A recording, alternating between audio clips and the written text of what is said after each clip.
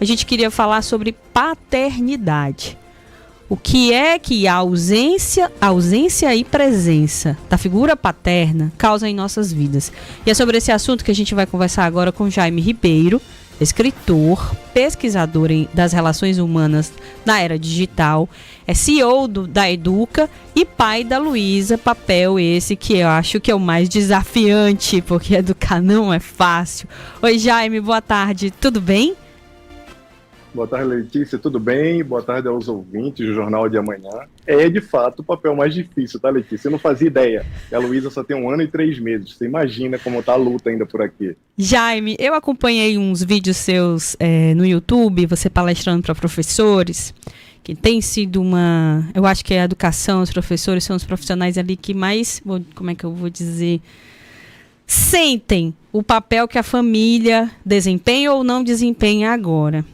E lá eu ouvi seu relato em relação ao seu pai, né? Que o seu pai foi ausente, mas foi presente de alguma forma. Quando você descobriu que ele nem pai conheceu, foi quando caiu a sua ficha. Cara, meu pai foi vítima de outras vítimas. Como é que você lida hoje com isso? E como é o seu tratamento com a Luísa? É aquele passo, né? Eu vou fazer diferente com ela. Quebrar esse ciclo, né? Enfim, de ausência de pai. Fala um pouco pra gente dessa sua relação com o seu pai e como é que você tá com a Luísa hoje.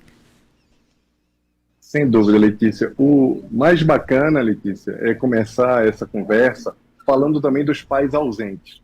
Meu pai já não se encontra mais aqui entre nós, e de fato meu pai participou muito pouco da nossa vida. Aos 5 anos ele separou-se da minha mãe e eu encontrava meu pai raramente.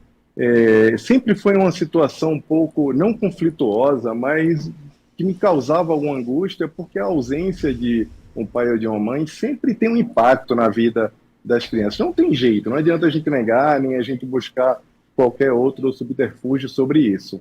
Mas, um belo dia, meu pai adoeceu gravemente. Eu já morava aqui em São Paulo, né? Eu sou de Recife, mas hoje eu moro em São Paulo.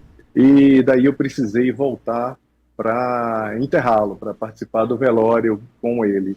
E chegando lá, toda aquela mágoa que eu tinha, eu inclusive acreditava que já tinha perdoado meu pai, que já estava tudo bem, que eu tinha uma boa relação com ele, mas quando eu peguei aquele registro de nascimento e lá não tinha escrito o nome do pai dele, eu entendi que o seu Jaime, que era o meu pai, ele foi mais pai do que ele recebeu na vida, ou seja, ele entregou mais do que ele podia entregar. E naquele momento eu percebi que de fato o perdão estava acontecendo porque ele não sabia o que era ser pai, e ainda assim ele foi um pouco para nós. Isso não influenciou tanto a minha vida com a Luísa, pelo menos conscientemente, porque eu não procurei nunca superar o meu pai em atenção, em carinho. Uhum. Eu acho que o meu movimento com a minha filha foi diferente, já se deu por conta de uma mudança que acontece quando você se torna pai ou se torna mãe. É legal porque você falar isso, eu escuto muita gente dizer, tive um pai ausente, meu pai é agressivo, meu pai é isso, meu pai é aquilo, e eu não quero trazer ou ter filhos para causar essa mesma dor neles. Eu escuto muito isso, né? E algumas pessoas que sim, decidem ter filhos, parece que é um processo de cura. Puxa vida, agora é minha chance. É uma segunda chance que a pessoa passa a ter. Sem dúvida, inclusive de interromper o ciclo. É muito importante a gente entender que os nossos pais, eles nos dão só aquilo que eles podem dar. Eu sei que isso pode ser doloroso, porque nós esperamos receber todo o amor do mundo, todo o companheirismo, toda a presença possível. Até pais que são saudáveis, pais que são conscientes, nem sempre são presentes na vida dos filhos. Uhum. Mas é importante que a gente tenha gratidão pela vida que nos foi doada. E, óbvio, é sempre uma oportunidade, sim, de fazer diferente quando nós temos os nossos filhos. Eu, particularmente, vivo uma experiência completamente diferente com a Luísa, até porque é geracional. Hoje, a paternidade ficou um pouquinho mais complexa, né, Letícia? O homem agora ele é compelido a participar um pouco mais, não é verdade? E aí eu queria que você falasse qual é a presença de uma figura paterna saudável. Que resultados traz na vida de um ser humano? O ser humano ele é formado por um repertório de afetos que ele recebe, de presenças, de cuidados. E esse repertório é que vai fazendo com que nós nos tornemos quem nós somos. Existe influência do pai, da mãe, dos avós. Inclusive, teve um estudo recente que falou da importância da presença da avó materna junto às crianças, que tem um impacto muito positivo. Inclusive, alguns estudos dizem que é maior do que o do pai, né? Não sei se você acompanhou essa mudança. E como nós somos esse conjunto de afetos e esforços que aconteceu no ano passado para nos formar, não tem alguma parte, faltar alguma parte, com certeza faz falta. Mas é importante, Letícia, a gente lembrar também, nesse momento, que em algumas vezes a vida vai fazer com que o nosso pai ou a nossa mãe não esteja presente. No caso do pai, quando ele está ausente, algumas mães que são mães solo se avolumam muito emocionalmente para dar conta. Foi o caso da minha. Então, eu sei que parece um pouco assim clichê dizer que tem mãe que foi pai também, mas é muito importante a gente entender do esforço dessas mulheres, o esforço que elas fizeram para poder fazer com que nós não sentíssemos lacunas. Mas é importante observar que a figura do pai é imprescindível para que a criança possa se desenvolver de uma forma saudável. Até porque aquele papel do provedor foi substituído pelo papel hoje do cuidador. Os pais hoje que não participam são pais que ainda não compreenderam que o mundo mudou. Só para você ter ideia, Letícia, teve uma vez que uma pessoa me perguntou assim, mas você troca a fralda da sua filha? Já ouvi isso também. Eu respondi, mas como é que faz para ela trocar sozinha? Eu não aprendi a fazer isso ainda, né? É curioso. E eu acho mais engraçado, o pai da minha filha, ele é presente, é um pai. Eu não disse assim, ele ajuda, não, ele tem o papel de pai, ele paterna, ele troca, bota pra dormir e tal. Aí uma certa vez alguém disse assim, mas Letícia, tu não acha que isso tá errado? Porque isso tua filha vai ficar mais distante de ti? Aí eu disse, como assim? Que história é? Porque se cai sempre na mãe, na mulher, né? Se o pai tá trocando fralda, botando pra dormir, coloca pra almoçar, sabe os gostos da criança, a culpa é da mulher que não tá presente na história. Então a mulher sempre é a culpada nessa história toda. É uma coisa assim meio complicada. Acho que são choques de geração, né? As pessoas mais velhas que veem isso acontecer, parece que também não compreenderam ainda o rumo que a gente está querendo dar para a sociedade, né? Sem dúvida. E existe hoje um dilema terrível que tem desafiado os estudiosos. Você imagina, Letícia, que hoje nós consideramos que estamos diante da geração mais mimada da história da humanidade, que são os millennials. Sim, uma geração pessoal feiosa, 2000, mas ao mesmo né? tempo muito mimada. E eles viraram pais. E por incrível que pareça, os millennials pais são mais presentes na vida dos filhos do que a geração anterior. Então a gente não pode só tacar pedra nos millennials, porque eles estão fazendo um bom trabalho como pais, mesmo que estejam se excedendo, mimando as crianças.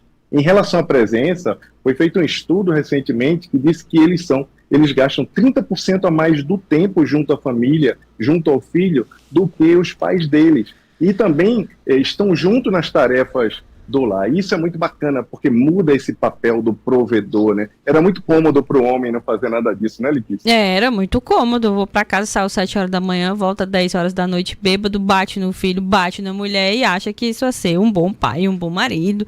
Mas não é mais assim que a banda toca. Daqui a pouco, sabe, Jaime, a gente vai falar aqui com a Maternidade Escolar Assis Chateaubriand, que, claro que você já deve ter ouvido falar, sobre o Projeto Canguru, que é aquele das mães, de colocar aqui, né, a criança. Eles estão agora com os pais, Projeto Canguru, porque também pesquisas mostram o contato das crianças com o pai, pele a pele. Isso muda, né, ajuda recém-nascido, prematuro, a se recuperarem melhor, né? Isso mostra como até a ciência tem também pesquisado isso, da importância disso no nosso desenvolvimento.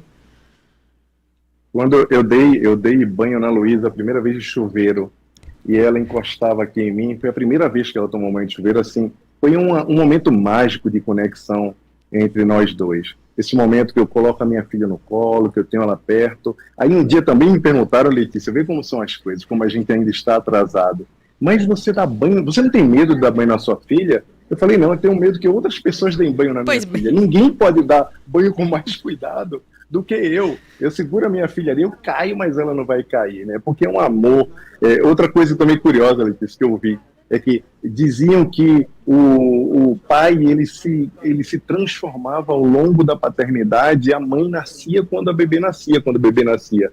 Isso não aconteceu comigo. Quando minha filha nasceu, eu peguei ela nos braços, eu estava lá no parto, eu peguei e coloquei ela no colo da minha esposa, da Catarina, e o que aconteceu foi muito mágico, porque a partir daquele momento ali eu já amava imensamente a Luísa. Eu não esperei isso acontecer depois de um tempo. Foi um pouco diferente, eu fiquei feliz porque eu estava um pouco frustrado, acreditando que eu só ia amar a minha filha lá na frente. Foi bem curioso isso também. Que bom.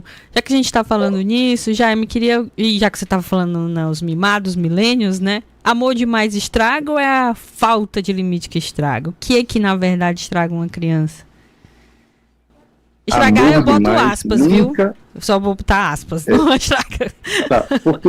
Não, eu achei bacana você falar isso, porque eu já vou levar pro lado filosófico, tá? A única grande virtude que estraga quando é animais, porque ela deixa de existir, é a tolerância.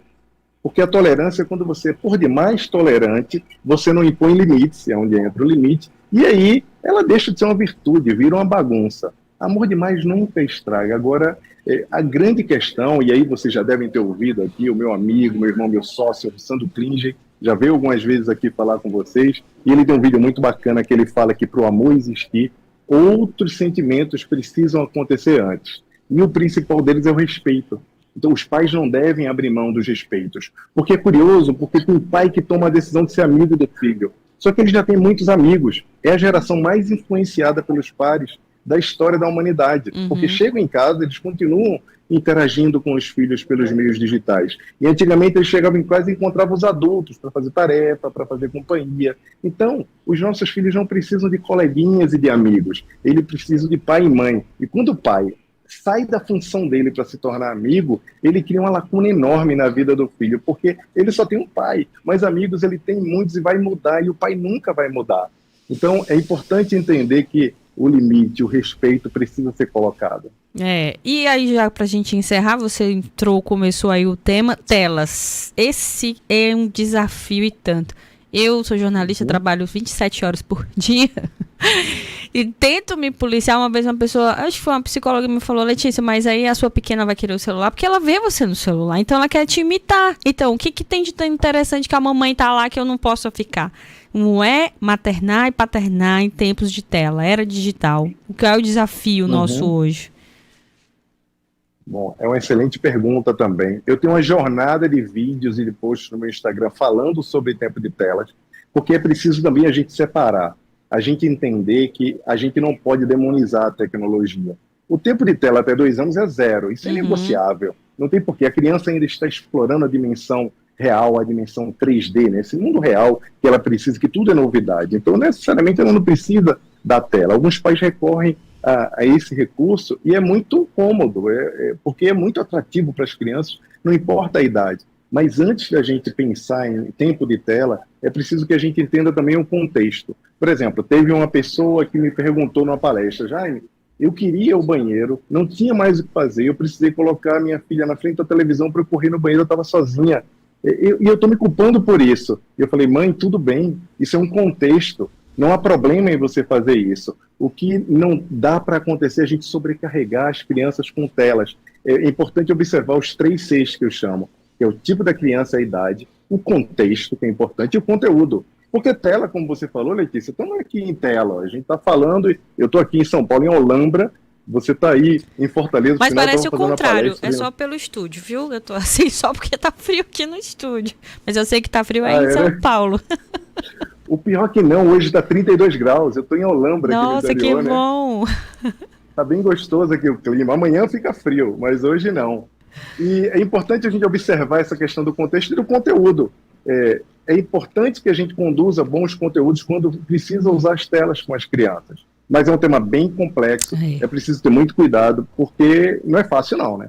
Não é. E longe de mim, não estou aqui também demonizando as mães que precisam, eu sei, faço parte disso, que quando trabalha, coloca lá os filmes de todas aquelas startups, que eu não vou dizer o nome, e que a gente precisa, mas depois que acaba o trabalho, lá vai eu brincar. É isso mesmo. Jaime, prazer, viu, conversar com você. Feliz Dia dos Pais, espero que a gente tenha ajudado aquele pai que bota aqui o nome do filho no braço, é o amor da minha vida, mas não é presente, não paga pensão, não paterna, não sabe de nada do filho, e depois pergunta: mas o que foi que eu fiz? É isso, não fez, né? É verdade, importante, Letícia, um grande abraço, feliz Dia dos Pais também, seu marido e para todos os pais do Jornal de Amanhã.